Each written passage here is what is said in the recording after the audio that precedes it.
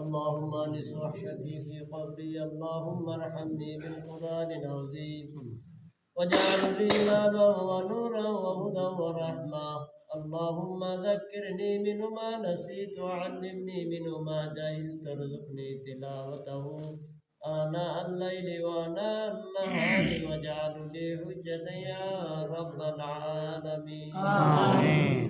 اللهم أنت السلام منك السلام وإليك يرجع السلام حينا ربنا بالسلام ادخلنا جنة دارك دار السلام تباركت ربنا وتعاليت يا ذا الجلال والإكرام آمين. ربنا اغفر لنا ولإخواننا الذين سبقونا بالإيمان ولا تجعل في قلوبنا غلا للذين آمنوا ربنا إنك رؤوف رحيم آمين. واخفض لهما جناح الذل من الرحمة وقل رب ارحمهما كما ربياني صغيرا آمين. وقل رب ارحمهما كما ربياني صغيرا آمين.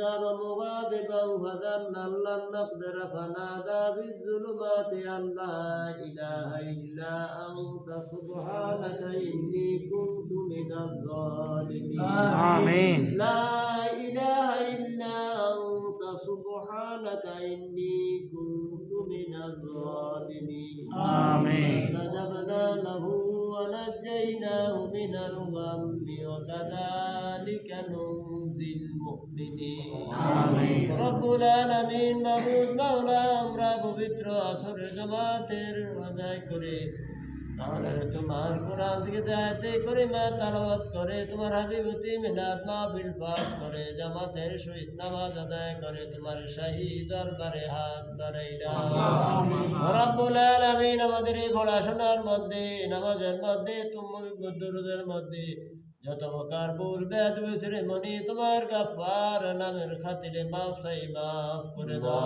আমিন।